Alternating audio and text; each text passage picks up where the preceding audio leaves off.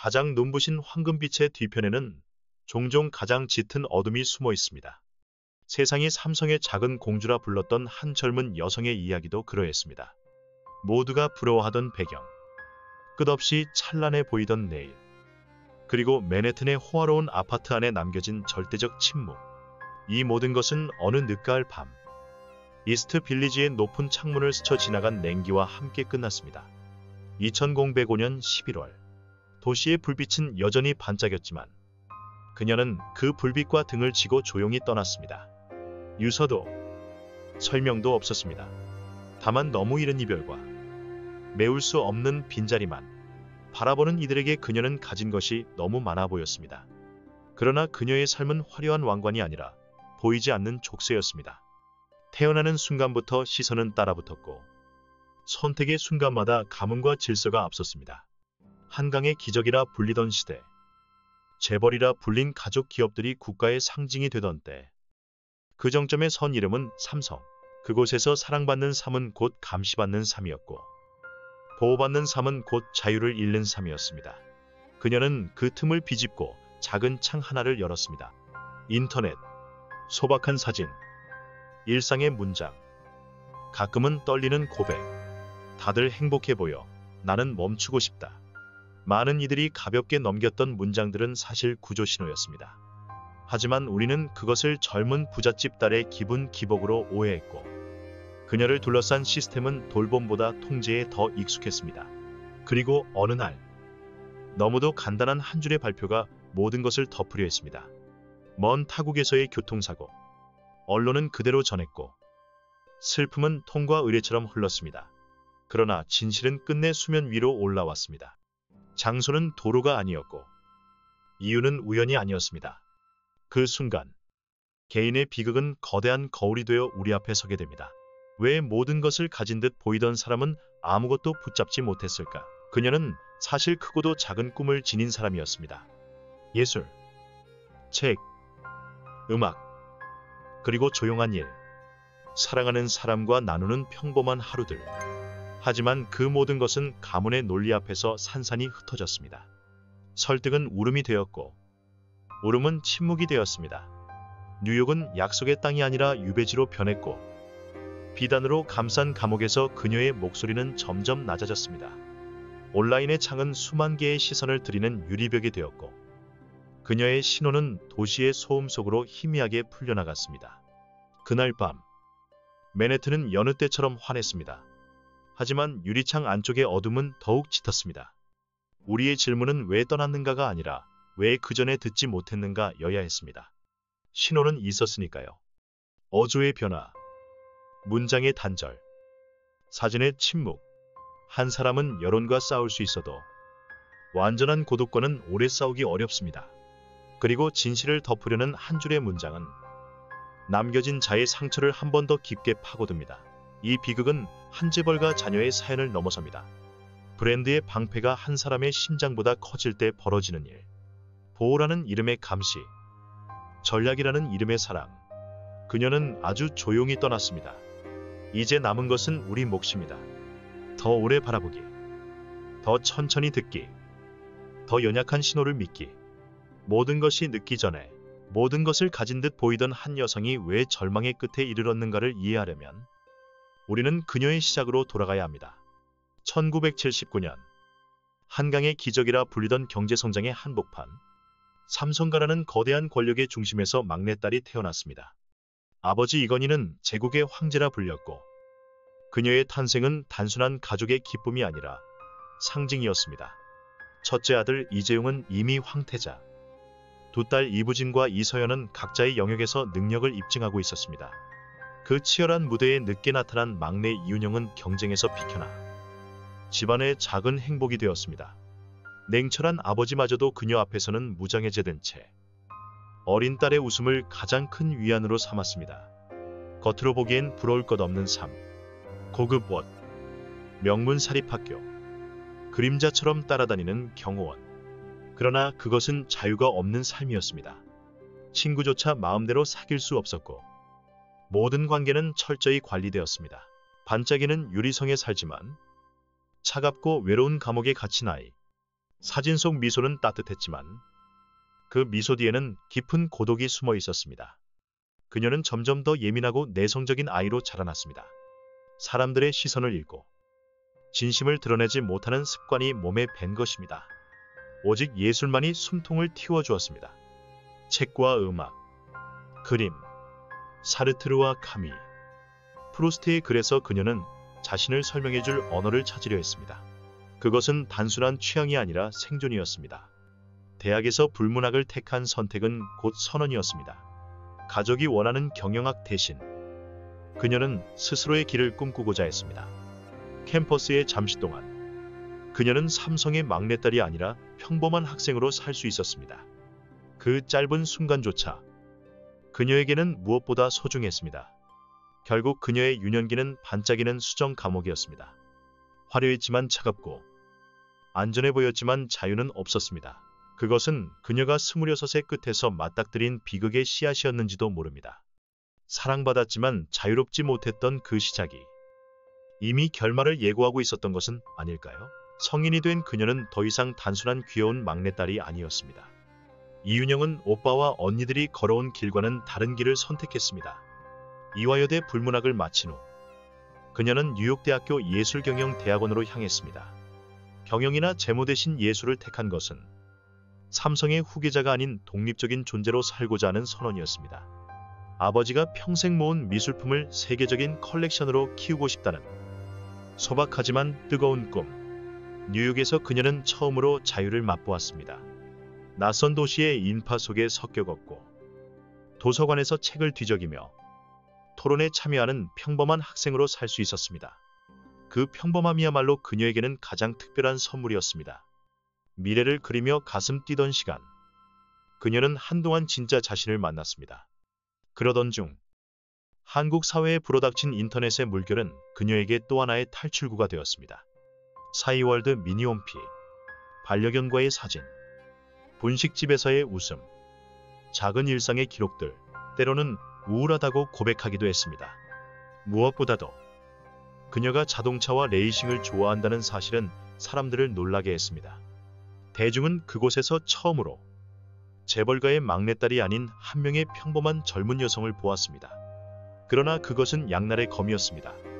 그녀는 진솔함으로 사랑받았지만 동시에 모든 말과 행동이 기사화되고 소비되었습니다. 공감은 곧 관음으로 변했고 자유는 다시 족쇄가 되었습니다. 가족의 시선 또한 곱지 않았습니다.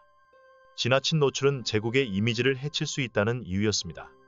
대중의 관심과 가족의 압박 사이, 그녀는 점점 더 옥죄어 갔습니다. 이 시기는 분명 그녀의 전환점이었습니다.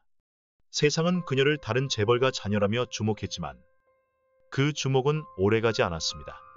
인터넷의 박수는 금세 사라지고 남은 것은 더 큰 고립감. 그럼에도 그녀는 잠시나마 믿었습니다. 어쩌면 이곳에서, 화면 너머 어딘가에서 누군가는 자신을 이해해 줄 것이라고. 철저히 통제된 삶 속에서 사랑은 이윤영에게 한 줄기 빛처럼 다가왔습니다. 그는 재벌가의 사위로 기대되는 조건과는 거리가 먼 사람이었습니다. 평범한 가정에서 자라 성실히 공부하고 정직하고 따뜻한 마음을 가진 청년. 무엇보다 그는 그녀를 삼성의 막내딸이 아닌 그저 한 명의 여성으로 바라보았습니다. 그것은 이윤영이 평생 처음 경험한 구원이었습니다. 두 사람은 자동차와 레이싱이라는 공통의 열정을 나누며 가까워졌습니다. 서킷 위에서 함께 땀 흘리고 허름한 식당에서 음식을 나누며 심야 영화관의 뒷자리에서 속삭이던 시간. 그녀는 처음으로 평범한 행복을 누렸고 있는 그대로의 자신으로 사랑받고 있다는 충만함을 느꼈습니다. 그러나 이 사랑은 곧 거대한 벽과 마주했습니다. 결혼을 허락해달라는 그녀의 용기는 단호한 거절로 돌아왔습니다. 아버지는 더 이상 다정한 아버지가 아니라 제국의 황제로 변했습니다. 그에게 결혼은 개인의 선택이 아니라 가문 간의 전략적 동맹이었습니다. 평범한 남자는 그 논리 속에 설 자리가 없었습니다. 가족은 반대했고 심지어 그의 주변까지 압박했습니다. 두 사람의 사랑은 권력 앞에 무너질 수밖에 없었습니다. 이윤영은 울부짖으며 저항했지만 목소리는 공허한 벽에 흩어졌습니다. 그녀가 아무리 외쳐도 그것은 철없는 반항으로 치부되었습니다. 결국 사랑하는 사람은 물러나야 했습니다. 그녀를 지키기 위한 가장 아픈 결단이었습니다. 이별은 조용했지만 잔혹했습니다. 남은 것은 꺾여버린 희망과 깊은 상처뿐이었습니다. 그 후 그녀는 무너져 갔습니다. 밝던 표정은 사라지고 삶은 어둠에 잠식되었습니다. 가족은 위로 대신 또 다른 결정을 내렸습니다. 그녀를 미국으로 보낸 것입니다.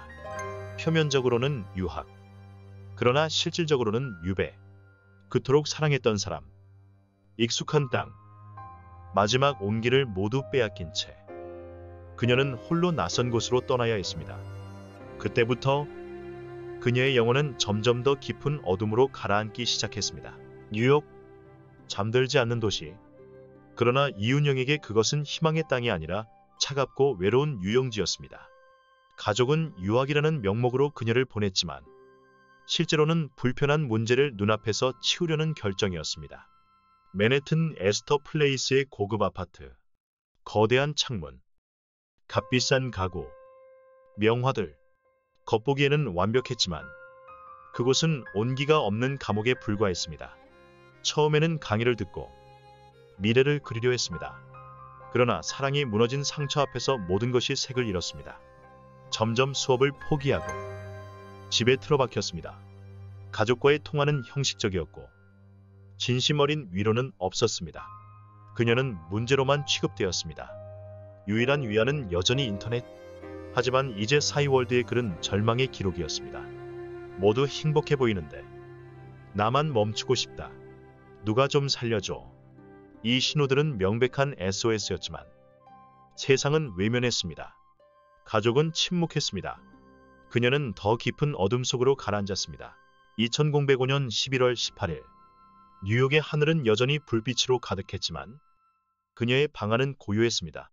욕실에서 발견된 그녀는 아무런 유서도 남기지 않았습니다. 어쩌면 이미 미니홈피 속 글들이 마지막 편지가 되었을지도 모릅니다. 나이 겨우 26, 이제 막 인생이 피어나려던 순간 그녀는 그렇게 세상을 떠났습니다. 그러나 비극은 여기서 끝나지 않았습니다. 며칠 뒤 한국에 전해진 소식은 교통사고 사망이었습니다. 언론은 그대로 보도했고 사람들은 슬퍼했습니다. 하지만 뉴욕의 기자들은 이상함을 감지했습니다. 기록 어디에도 교통사고는 없었습니다. 결국 밝혀진 진실은 충격적이었습니다. 그녀는 스스로 삶을 마감했다는 것. 이 사실이 드러났을 때 사회는 경악했습니다. 그녀의 죽음 자체보다 더 큰 충격은 진실조차 가려지려 했다는 점이었습니다. 살아서는 자유를 빼앗기고 죽어서는 진실마저 지워진 채 이윤영은 그렇게 두 번의 비극을 견뎌야 했습니다. 26의 짧은 생을 마감한 이윤영의 죽음은 단순한 개인의 비극이 아니었습니다. 그것은 사회 깊숙한 균열을 드러냈습니다. 화려한 재벌가의 울타리 안에서도, 아니 오히려 그곳이었기에 한 사람이 얼마나 쉽게 희생될 수 있는지를 보여주었습니다. 그녀에게 부와 명예는 행복이 아니었고 황금 감옥은 빛나지만 숨막히는 족쇄에 불과했습니다. 그녀의 마지막은 수많은 질문을 남겼습니다. 절박한 구조 신호는 왜 무시되었는가? 죽음조차 왜 진실대로 말해지지 못했는가? 그리고 우리는 주변의 작은 신호들에 얼마나 귀 기울이고 있는가? 짧은 글귀, 어색한 미소, 길어진 침묵 속에서 혹시 우리는 누군가의 외침을 놓치고 있는 것은 아닌가? 이윤영은 떠났지만 그녀의 이야기는 여전히 살아있습니다. 그것은 돈으로는 사랑을 살 수 없다. 통제로는 이해를 대신할 수 없다는 교훈입니다. 거대한 제국도 절망한 영혼을 붙잡을 수 없었습니다. 그녀의 죽음 이후 한국 사회는 정신건강과 자살에 대한 인식에 조금씩 변화를 맞이했습니다. 그것은 그녀가 남긴 너무나 값비싼 유산이었습니다. 사람들이 기억하는 그녀의 모습은 호화로운 무대가 아니라 사이월드 속 일상입니다. 친구들과 웃던 모습, 반려견을 안던 사진, 따뜻한 글귀들. 그곳에서 그녀는 더 이상 삼성의 막내딸이 아니라 그저 평범한 젊은 여성이었습니다. 아마 그것이야말로 그녀가 바랐던 기억일지도 모릅니다. 오늘날 이윤영의 이야기는 단순한 비극을 넘어 질문을 던집니다. 진정한 행복은 어디에 있는가? 권력과 재산에 있는가? 아니면 자유와 사랑에 있는가? 그 질문은 우리 모두의 몫입니다. 만약 누군가가 어둠 속에서 흔들리고 있다면 부디 귀 기울여 주십시오. 아주 작은 손길과 이해가 삶을 바꿀 수 있습니다. 그녀에게는 그 기회가 닿지 않았습니다. 그러나 남은 우리에게 그것은 다시는 놓쳐서는 안 될 숙제입니다. 댓글로 여러분의 생각을 나누어 주십시오. 함께 그녀를 기억하고 이 비극에서 배운 것을 되새깁시다. 그리고 혹시 스스로를 그녀의 고독 속에서 본다면 기억하세요. 당신은 혼자가 아닙니다.